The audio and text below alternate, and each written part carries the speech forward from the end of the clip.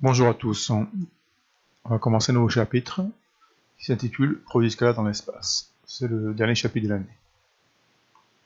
Je vais d'abord vous expliquer comment on étend la notion de produits scalaires à l'espace, sachant qu'on a vu normalement cette notion en première. Tout d'abord, je vais parler de la norme d'un vecteur de l'espace. Donc on considère un vecteur U dans l'espace et deux points A et B tels que le vecteur U fois égal au vecteur AB. Alors la norme du vecteur U, notée U entre double barre, c'est la distance AB. Dans un repère orthonormé, on a une formule qui permet de calculer la norme d'un vecteur U. Si ce vecteur U a comme coordonnées x, y, z, alors sa norme c'est racine carrée de x au carré, plus y au carré, plus z au carré. Un exemple, on a pris ici un vecteur U de coordonnées moins 1, 2, moins 4, alors sa norme c'est racine carrée de moins 1 au carré, plus 2 au carré, plus moins 4 au carré. Attention à la présence des parenthèses autour des carrés, et on obtient donc racine carrée de 21. Bien, maintenant, voici la définition du produit scalaire de deux vecteurs de l'espace. Alors, c'est exactement la même définition que celle du produit scalaire de deux vecteurs du plan. Alors, des conséquences de cette définition. Donc, si on considère 3 points ABC, on peut toujours trouver un plan P qui les contient. Et finalement, si on veut calculer le produit scalaire U et V, sachant que U est égal à vecteur AB et V est égal à vecteur AC, alors le produit scalaire UV est égal au produit scalaire ABAC, calculé dans le plan P. Donc tout ça pour dire quoi? Pour dire que finalement, si vous prenez deux vecteurs de l'espace, vous pouvez en fait toujours trouver un plan qui les contienne, et lorsque vous calculez leur produit scalaire, en fait, vous calculez le produit scalaire dans le plan. Du coup, tout ce qui a été vu à propos du produit scalaire dans le plan en fait, est encore valable dans l'espace. Deuxième conséquence qui peut être utile, c'est que si vous faites le produit scalaire UU, vous obtenez la norme de U au carré, et ce produit scalaire UU, il est noté U vecteur au carré.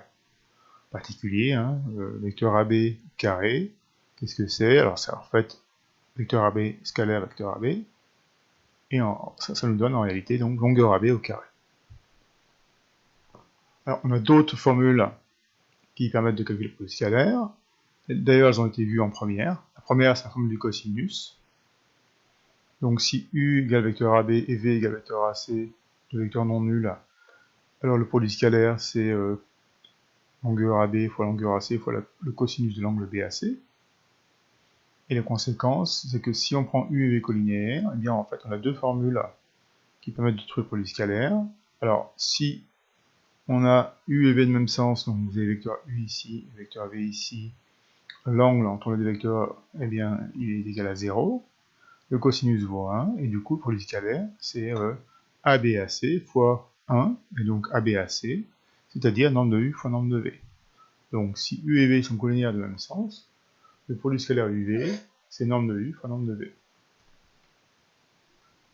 Maintenant, si on prend U et V de sens contraire, donc voilà, et bien l'angle entre U et V a une mesure égale à pi, cosinus vaut moins 1, et donc le produit scalaire vaut AB fois AC fois moins 1, donc moins AB fois AC, c'est-à-dire moins norme de U fois norme de V. C'est-à-dire que si U et V sont collinéaires de sens contraire, alors le produit scalaire UV est égal à moins norme de U fois norme de V. Maintenant, la propriété de projection orthogonale. Donc on a un vecteur U, un vecteur V. Vecteur U est égal au vecteur AB, vecteur V est égal à vecteur AC. C' c'est le projeté de C, projeté orthogonal de C sur la droite AB. Et puis B', c'est le projeté orthogonal de B sur la droite AC. Alors voilà ce que dit la propriété. C'est que le produit scalaire U scalaire V, il est égal évidemment à vecteur AB scalaire vecteur AC, et il est égal à les deux formules, AB' scalaire AC, ou AB scalaire AC', sachant que, si on regarde bien, les vecteurs AB' et AC sont collinéaires, ainsi que les vecteurs AB et AC'. Du coup, comme ici en collinéaire, hein, on peut utiliser la propriété précédente pour calculer le produit scalaire.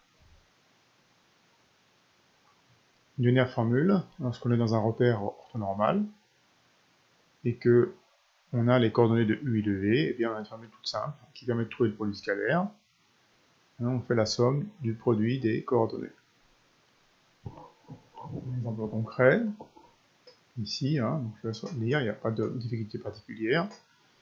Donc pour trouver le produit scalaire, hein, on calcule moins 1 fois 0, plus 2 fois moins 3, plus moins 4 fois 2, on trouve moins 14. Alors, les règles de calcul, eh bien, elles sont classiques, hein, la distributivité. Ici, on peut associer d'abord A et B, et ensuite faire le produit scalaire UV, double distributivité, identité remarquable. Alors maintenant, des exercices qui permettent de manipuler ces propriétés.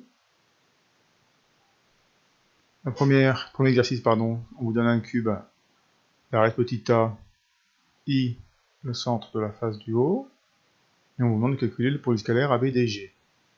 Justifier que DC est isocèle, puis en déduire ABDI. Alors ici, on peut par exemple décomposer le vecteur DG, ce que j'ai fait, avec la racine de Chasles, puis j'ai distribué.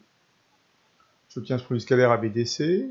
Si on regarde bien, AB et DC sont collinéaires de même sens, donc le produit scalaire c'est le produit de leur norme, donc AB fois DC, donc A fois A carré, et puis le produit scalaire ABCG, donc CG le voilà, il est égal à ABF, et le produit scalaire ABBF est nul, puisque l'angle entre les vecteurs, hein, c'est l'angle droit, et donc le cosinus de l'angle droit c'est 0.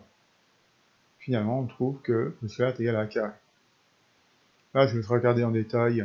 On applique le théorème de Pythagore, et on arrive à calculer DI et CI. Alors, il y a une propriété d'abord qui dit que si on a un carré de côté A, la diagonale mesure A racine de 2. Donc HI et puis GI, hein, c'est A racine de 2 sur 2, c'est ce que je dis là.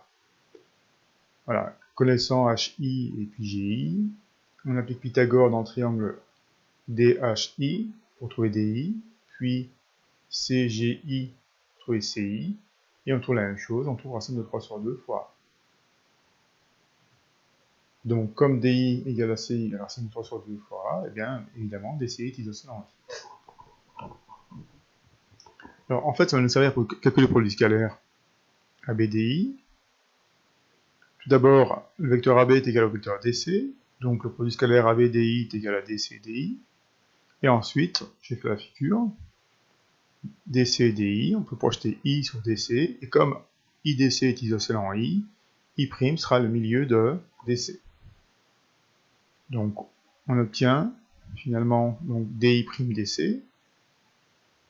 DI' et DC sont collinéaires de même sens, donc le produit scalaire est égal à DI'-DC, et puis DI', un demi de A, puisque I' est le milieu de DC, et DC vaut A, et donc on trouve un demi de A carré. Deuxième exercice, qui est très classique, on vous demande de calculer l'angle AIC. La méthode consiste à calculer le produit scalaire IAIC de deux façons. Première façon, formule du cosinus. IA ici on a déjà calculé avant, racine 3 sur 2 fois, racine 3 sur 2 fois, donc on récupère 3,5 de A carré, il faut le cosinus de AIC qui est inconnu, puisque justement l'angle AIC est inconnu. La deuxième façon, on se place dans le repère DA', DC', DH' orthonormé, on trouve les coordonnées de I, de A et de C, il n'y a aucune difficulté, on en déduit les coordonnées du vecteur IA et IC, et ensuite on en déduit le produit scalaire IAIC. On trouve un demi de A carré. Donc au final, on a deux façons de calculer le produit scalaire IAIC. Donc on a 1,5 de A carré, et ici, on a dit 3,5 de A carré fois cos AIC. Donc 3,5 A carré fois cos AIC est égal à 1,5 de A carré. Ce que j'ai écrit ici. Comme A carré non nul, on peut diviser par A carré. Donc on obtient cos AIC. Ça simplifie, on obtient un tiers, cos AIC, et on fait un cos moins 1 de 1 tiers en degrés, et on obtient la mesure de l'angle en degrés, donc 70,5 degrés environ. Voilà.